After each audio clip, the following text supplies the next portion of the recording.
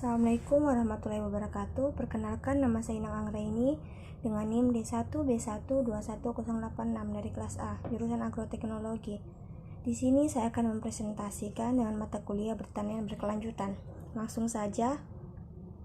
Revolusi 4.0, industri vs pertanian dalam pengembangan masa depan untuk UMK.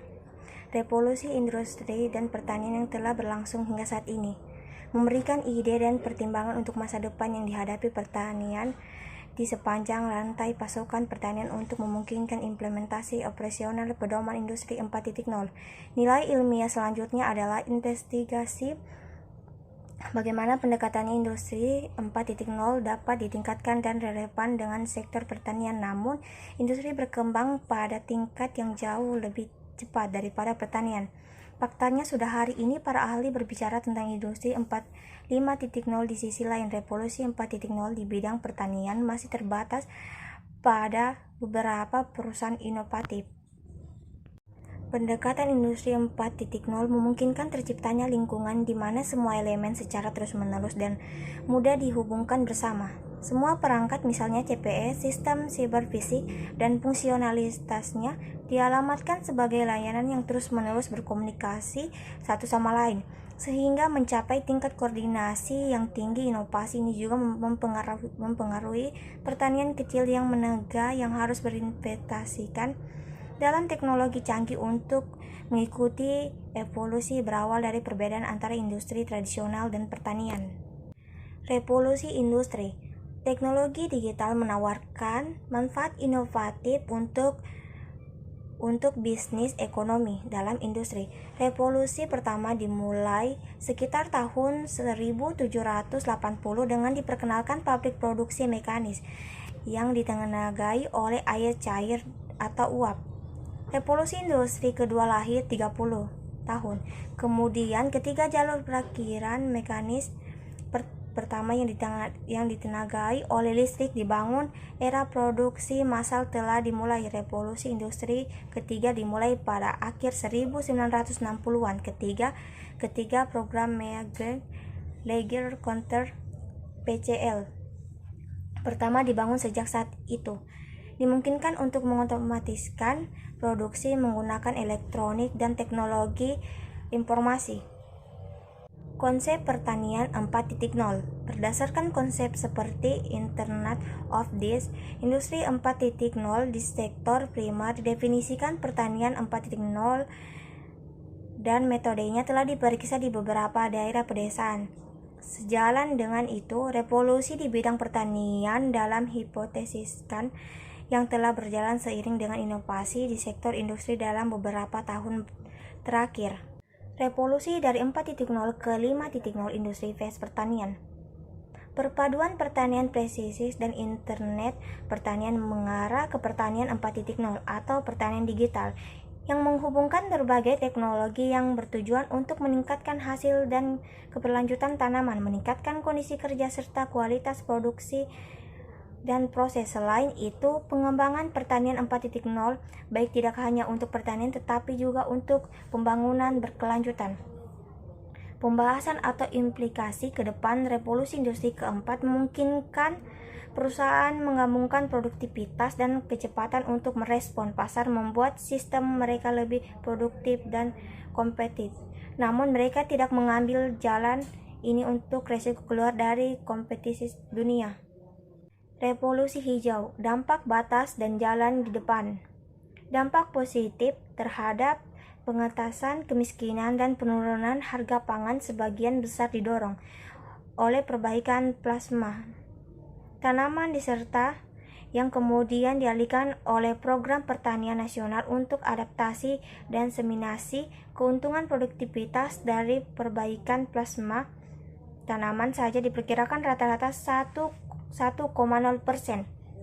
tahun untuk gandum di semua wilayah, 0,8% untuk beras, 0,7% untuk jagung, 0,5% dan 0,6% untuk sorghum dan millet. Masing-masing tingkat adopsi varietas modern di negara berkembang meningkatkan pesat, mencapai sebagian besar lahan pertanian 63% pada tahun 1998.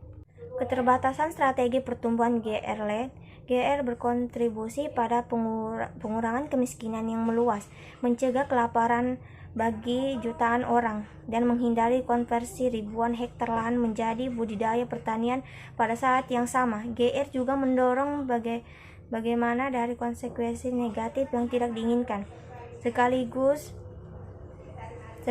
bukan karena teknologi itu sendiri, melainkan karena kebijakan yang digunakan untuk mendorong integrasi sistem pertanian secara cepat dan memungkinkan persediaan pangan beberapa daerah tertinggal, dan bahkan berhasil meningkatkan produktivitas pertanian. GR tidak selalu menjadi obat mujarab untuk mengatasi segudang masalah kemiskinan, ketahanan pangan, dan gizi yang dihadapi oleh masyarakat. Lingkungan dengan kondisi buruk memberikan tantangan besar bagi para peneliti dan membuat kebijakan untuk mengidentifikasi peluang penelitian dan pengembangan. Pertanian baru ini memfasilitasi adopsi teknologi dan institut yang dapat untuk memenuhi kebutuhan masyarakat miskin yang tinggi di sana. Pada periode pasca, investasi baru dalam RD untuk tanaman tahan stres dan peningkatan permintaan biji-bijian pangan telah mengubah prospek produksi pertanian di daerah Mariel.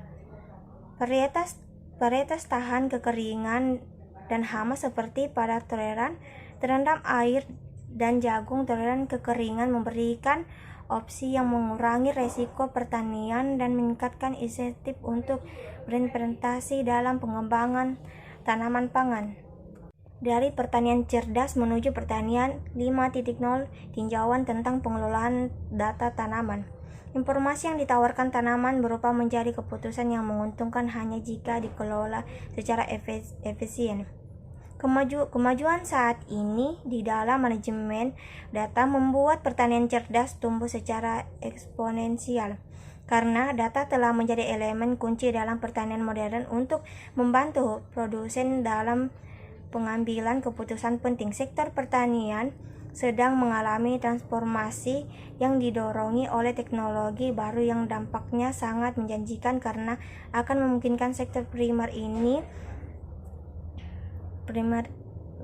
ini untuk bergerak ke tingkat produktivitas dan keuntungan pertanian yang lebih tinggi.